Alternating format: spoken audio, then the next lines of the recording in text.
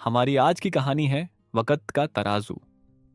तेज कदमों से चलते हुए शिवनारायण जी घर के अंदर आ रहे थे। चेहरे पर चिंता की लकीरें साफ दिख रही थीं और आंखों में गुस्से की ज्वाला धधक रही थी। पुलिस को फोन उन्होंने पहले ही कर दिया था। जैसे ही घर के अंदर आए तो उन्हें अपनी बहू नेहा के हंसने की आवाजें सुनाई दी। नेहा अपने पति विक्रम के साथ बाहर घूमने का प्लान बना रही थी। दोनों के चेहरे खुशी से खिले हुए थे। मोबाइल पर होटल बुकिंग्स और ट्रैवल डेस्टिनेशन की बातें हो रही थीं। यह दृश्य देखते ही शिवनारायण जी का खून खौल उठा। हद हो गई बेशर्मी की, उन्होंने गुस्से में चीखते हुए कहा। पैसों का इतना लालच कि तुम लोगों ने अपनी मां की जिंदगी को ही खतरे में डाल दिया। वहां मेरी पत्नी अस्पताल में मौत से जूझ रही है और तुम लोग यहां घूमने फिरने की बातें कर रहे हो। नेहा ने ससुर की बातें सुनते ही एक लंबी सांस ली और बिना डरे जवाब दिया। अरे बाबूजी, आपको क्या जरूरत है इस उम्र में इतना कष्ट झेलने की। आप दोनों की उम्र हो चली है और आप अब भी माँ जी पर पैसा बहा रहे हैं जैसे वो कोई राजकुमारी हो।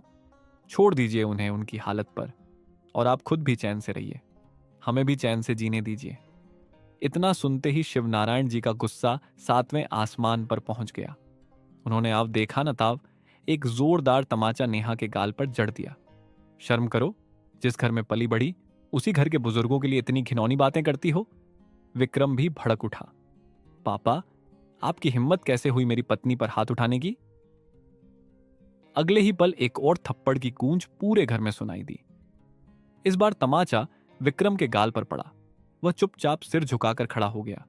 शिवनारायण जी की आंखें अब भर आई थीं, पर आवाज में वही सख्ती थी। क्या इसी दिन के लिए तुम्हें पढ़ाया लिखाया था कि जब तुम्हारी मां मौत से लड़ रही हो तब तुम अपने ऐशो आराम के सपने देखो। तभी दो पुलिस वाले घर के अंदर आ गए। उन्हें देखते ही नेहा और विक्रम के चेहरे का रंग उड़ गया। शिवनारायण जी ने कहा, इंस्पेक्टर साहब, गिरफ्तार कर लीजिए इन दोनों को। मुझे ऐसी औलाद नहीं चाहिए जो अपने माँ बाप की मौत की राह देखती हो। विक्रम रोता हुआ पिता के पैरों में गिर पड़ा। नहीं बाबूजी, ऐसा मत कीजिए, हम बर्बाद हो जाएंगे। बस एक बार माफ कर दीजिए। शिवनारायण जी का दिल एक पल को कांपा, लेकिन उन्होंने ठंडी सांस लेते हुए कहा, बस बेटा, एक ही बार में हेकड़ी निकल गई तुम्हारी। आज भी मुझे वो दिन याद है जब मैं तुम्हारे सामने तुम्हारी मां के इलाज के लिए मिन्नतें कर रहा था। इतना कहते कहते शिवनारायण जी की आंखें पलकों से बाहर छलक आईं और उनका मन भटक गया।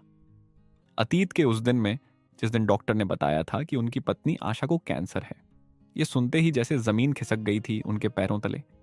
लेकिन डॉक्टर ने यह भी कहा था कि अगर समय रहते इलाज हो जाए तो जान बच सकती है। इलाज में लाखों रुपए लगने थे, पर शिवनारायण जी ने ठान लिया था कि वो अपनी पत्नी की जान बचाकर रहेंगे। घर आकर उन्होंने बेटे विक्रम से सब कुछ बताया। उस वक्त विक्रम की आंखें भी भर आई थीं। उसने कहा, पापा, आप चिंता मत कीजिए।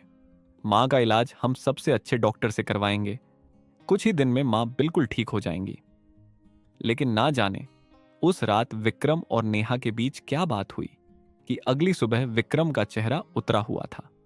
बाबूजी, विक्रम ने आंखें चुराते हुए कहा, मां की अब उम्र हो चुकी है। उन पर लाखों खर्च करने का मतलब पैसा बर्बाद करना है, और बर्बादी के लिए मेरे पास पैसा नहीं है। शिवनारायण जी यह सुनकर सन्न रह गए। उन्हें अपने कानों पर यकीन नहीं हुआ। बेटे के मुंह से ऐसी बातें सुनकर उनका दिल पूरी तरह टूट चुका था। लेकिन उन्होंने हार नहीं मानी। पत्नी की देखभाल खुद करने लगे।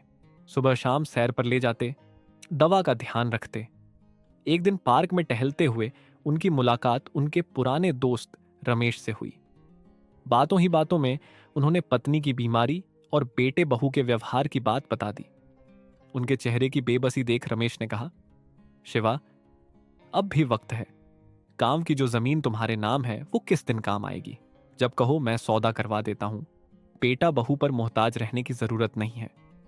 इन शब्दों ने जैसे शिवनारायण जी को नया हौसला दे दिया। उन्होंने फैसला किया और सही कीमत मिलने पर जमीन बेच दी। उसी शाम जब वो बैंक से पैसा लेकर घर लौटे तो देखा कि आशा घर में नहीं थी। उन्होंने आवाज लगाई, नेहा बहू, जरा देखना, तुम्हारी सास कहीं दिख नहीं रही। नेहा ने लापरवाही से कहा, मां जी मंदिर गई हैं बाबूजी, थोड़ी देर पहले ही निकली हैं। वैसे कौन से कागजों पर साइन चाहिए था। कुछ जरूरी बैंक के कागज हैं बहू, शिवनारायण जी ने जवाब दिया। अगर आज का काम नहीं हुआ तो हफ्ते भर रुक जाएगा। तभी दरवाजे पर कुरियर आया और नेहा उसे लेने चली गई, लेकिन उसकी नजरें बार बार ससुर के हाथ में पकड़े बैग पर टिक रही थीं। कुरियर अंदर रखकर नेहा ने झांक कर देखा कि शिवनारायण जी अपने कमरे में बैग टटोल रहे थे, कुछ खोज रहे थे। नेहा बिना दस्तक दिए कमरे में घुस गई। देखिए ना बाबूजी, मां जी को अपनी तबीयत की जरा भी चिंता नहीं है, अभी तक मंदिर से लौटी नहीं। शिवनारायण जी के हाथ से बैग अचानक गिर गया। बैग खुलते ही उसमें से 500 के नोटों की गड्डियां फर्श पर बिखर गईं। नेहा की आंखें खुली की खुली रह गईं। इतना सारा पैसा बाबूजी, ये किसके हैं?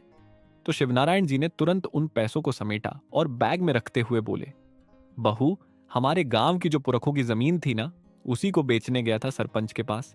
सौदा हो गया है तो कुछ पैसे हाथ लगे हैं, इन्हें बैंक में जमा करवाने जाना है, लेकिन अलमारी की चाबी मिल नहीं रही, शायद आशा के पास होगी। उधर नेहा की आंखों में नोटों की गड्डियों की चमक अब भी नाच रही थी। वो बोली, देखिए ना बाबूजी, मां जी अब तक लौटी नहीं और ये पैसे कब तक ऐसे ही आपके हाथ में रहेंगे? शिवनारायण बोले, हां बहू, यही सोच रहा था। ऑपरेशन की तारीख भी लेनी है, डॉक्टर ने साफ कहा है, देरी हुई तो हालत बिगड़ जाएगी। नेहा बोली, बाबूजी वो सब तो ठीक है, लेकिन इतने पैसे घर में कैसे संभाल कर रखेंगे?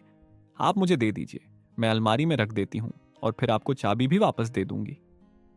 शिवनारायण कुछ पल सोचते रहे, फिर बोले, तुम पर भरोसा नहीं करेंगे तो किस पर करेंगे बहू? ठीक है, जब तक आशा नहीं आती तुम रख लो ये बैग। ये सुनते ही नेहा के चेहरे पर संतोष की मुस्कान फैल गई, जैसे उसने कोई जंग जीत ली हो।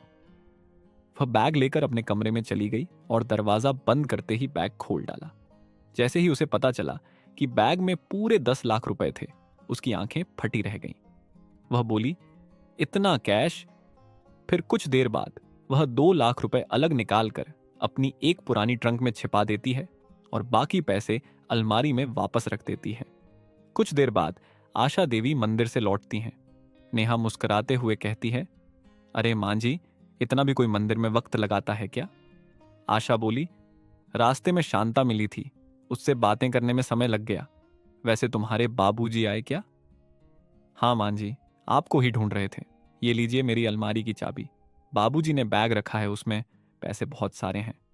कहीं कुछ हो गया तो लोग सबसे पहले बहू को ही दोष देते हैं ना, आप ही जाकर रख दीजिए। आशा देवी चाबी लेकर जैसे ही कमरे की ओर बढ़ी, एक अजीब खटका मन में आया। आज तक जो बहू कमरे की झलक तक नहीं दिखाती, वो खुद चाबी पकड़ा रही है। लेकिन ये सोचते हुए कि शायद नेहा बदल गई है, उन्होंने अलमारी खोली और बैग निकालकर अपने कमरे में रख दिया। तभी शिवनारायण जी लौटे और बोले, हद करती हो आशा, मैंने कहा था ना कि जब मैं लौटूं तो घर पर रहना।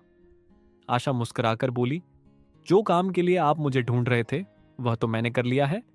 बैग अलमारी में रख दिया है और चाबी भी मेरे पास है। बैग ठीक से चेक तो किया ना? शिवनारायण ने चिंतित होकर पूछा। आशा बोली, अरे आप समझते क्या है मुझे, मैंने अच्छे से रख दिया है।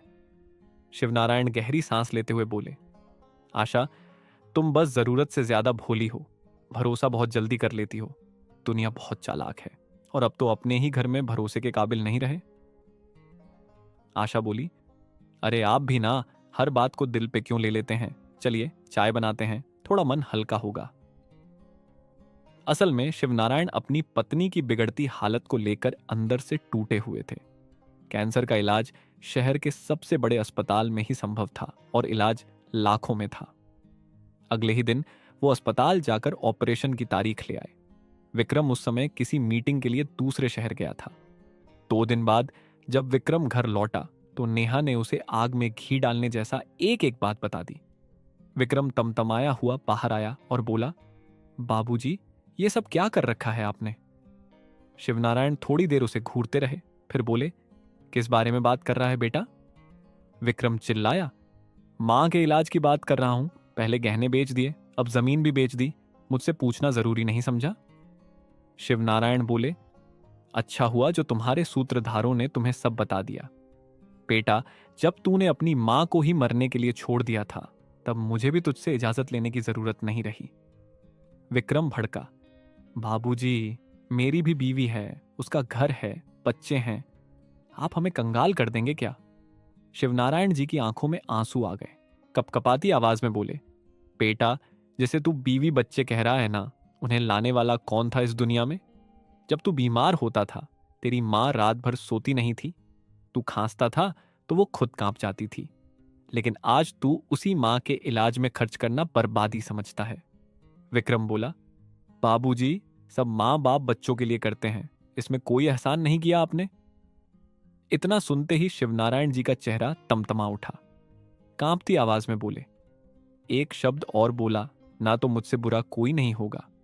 परसों तेरी माँ को अस्पताल लेकर जा रहा हूं और ये मेरा फैसला है, इसमें अब किसी की राय नहीं चाहिए।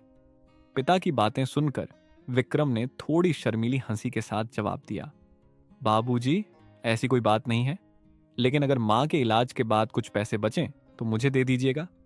दरअसल मैंने अपने दोस्त के साथ मिलकर एक बिजनेस शुरू किया है। अगर पैसा नहीं मिला तो मुझे उधार लेना पड़ेगा। शिवनारायण जी ने गंभीर आंखों से बेटे की ओर देखा तो अब असली बात समझ में आई। बेटे, तुम्हें अंदाजा भी है कि इतने बड़े अस्पताल में इलाज पर कितना खर्चा आएगा? जहां तुम्हें अपनी मां की चिंता करनी चाहिए, वहां तुम पैसों की बात कर रहे हो। शर्म आनी चाहिए तुम्हें। इतना कहकर वह गुस्से से कमरे से बाहर निकल गए। अगले दिन अस्पताल से फोन आया, मरीज को दाखिल करना है, कृपया राशि जमा करा दीजिए। शिवनारायण जी ने पत्नी से कहा, कल अस्पताल चलना है, कपड़े तैयार कर लो, जल्द ही तुम्हारी सारी तकलीफें खत्म हो जाएंगी। आशा जी मुस्कुराकर बोली, हम अपनी जिंदगी के अंतिम पड़ाव पर हैं, फिर भी आप मेरा इतना ख्याल रखते हैं। शिवनारायण जी ने उसका हाथ थामते हुए कहा, तुम हो तो मैं हूं, नहीं तो ये घर, ये जिंदगी सब अधूरा लगता है। पैसों का बैग संभाल कर उन्होंने पत्नी को अस्पताल ले जाने की तैयारी की। बेटे से पूछा, मैं तुम्हारी मां को लेकर अस्पताल जा रहा हूं, चलोगे साथ? नेहा तपाक से बोल पड़ी, आप ही क्यों परेशान होते हैं, वहां जाकर ये क्या करेंगे? आशा जी की देखभाल ही तो करनी है।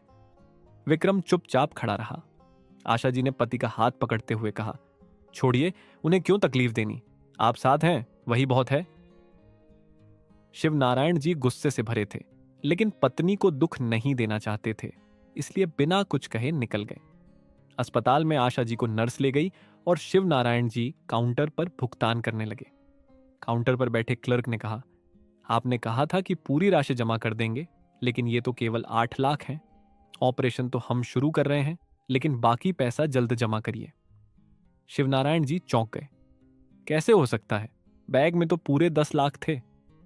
क्लर्क ने सुझाव दिया, अगर यकीन नहीं हो तो कैमरा फुटेज देख सकते हैं। उसी पल उन्हें वो दिन याद आया जब उन्होंने नेहा को पैसे रखने को कहा था। आंखें सिकोड़ते हुए बोले, नहीं, अब साफ है, हमें कोई बाहर का नहीं लूटा, अपनों ने ही ये ठेका ले रखा है। उधर घर पर विक्रम बेचैन था। नेहा बोली, क्यों चिंता करते हो, मांझी का इलाज हो जाएगा और हम अपने हनीमून ट्रिप पर निकल पाएंगे। विक्रम बोला, पर घूमने के लिए कम से कम 50,000 चाहिए, पैसे कहां से लाऊंगा? नेहा मुस्कुराकर बोली, तुम बस मुझे देखो। वह अलमारी से पैसा निकालकर लहराने लगी, देखा मैं तुम्हारा कितना ख्याल रखती हूं। विक्रम चौंक गया, इतना पैसा आया कहां से? नेहा ने आंख मटकाते हुए कहा, तुम आम खाओ, गुठली मत गिनो, यही तुम्हारी सबसे प्यारी बात नहीं है? दोनों हंसते रहे। तभी दरवाजे पर धमक के साथ शिवनारायण जी अंदर आए, पीछे पुलिस थी। वाह बेटा, बहू, मां मौत से लड़ रही है और तुम लोग चुराए पैसों से ट्रिप प्लान कर रहे हो। नेहा कांपती आवाज में बोली, बाबूजी, ऐसा इल्जाम, मैं कुछ नहीं जानती। शिवनारायण जी गरजते हुए बोले, बहू, उस दिन जब तुमने कहा था कि बैग में रख दूंगी, तभी शक हुआ था, लेकिन सोचा तू भी तो मेरी बेटी जैसी है, फिर खुद को समझा लिया। पर अब सब साफ है, 4 बंडल गायब हैं और तुम्हारे हाथ में वही 4 बंडल। विक्रम बोला, आपको सबूत क्या है? नेहा झल्लाकर बोली, अरे, मांझी के इलाज पर इतना खर्च क्यों कर रहे हैं, अब उनके कितने दिन बचे हैं? इतना सुनते ही शिवनारायण जी ने एक जोरदार तमाचा जड़ दिया। विक्रम चीख पड़ा, आपको हिम्मत कैसे हुई मेरी पत्नी पर हाथ उठाने की? और तभी एक और थप्पड़ की आवाज गूंजी, इस बार विक्रम के गाल पर। क्या इसी दिन के लिए पढ़ाया लिखाया था तुझे?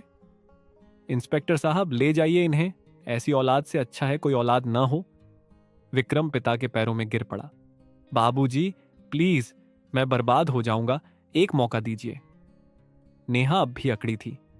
मेरे पापा सब संभाल लेंगे, मुझे जेल में नहीं रहना पड़ेगा।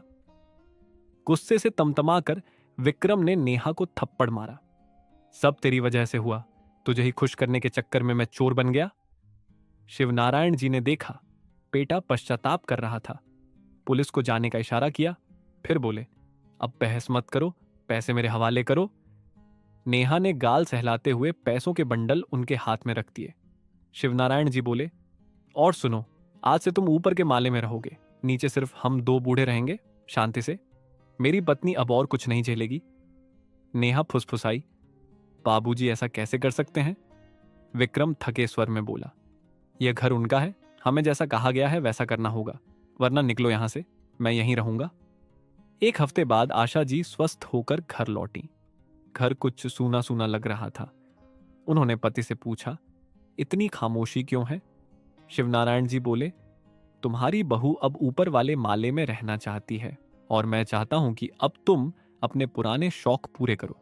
छोटे बच्चों को पढ़ाना तुम्हें अच्छा लगता था ना, तो कोचिंग सेंटर शुरू कर रहा हूं। आशा जी मुस्कुरा उठी। अब दोनों पति पत्नी अपनी कमाई से खर्चा चलाते थे। विक्रम पैसे देना चाहता तो शिवनारायण जी मुस्कुराकर कहते, दूध का जला छाछ भी फूंक फूंक कर पीता है, पहले भी सम्मान से जिया हूं, अब भी जीऊंगा, बस अपनी मां को दुख मत देना, वरना मैं सह नहीं पाऊंगा। उस दिन के बाद उस घटना की चर्चा किसी ने भी नहीं की। आशा जी जब पूछती, बेटा और बहू अचानक कैसे सुधर गए, तो शिवनारायण जी बस मुस्कुराकर कहते, बेटा बेटा होता है और बाप बाप हमेशा बाप ही रहता है। कैसी लगी ये कहानी? पसंद आई हो तो लाइक करें, कमेंट करें और चैनल को सब्सक्राइब करना न भूलें। जल्द मिलते हैं एक और दिल को छू लेने वाली कहानी के साथ।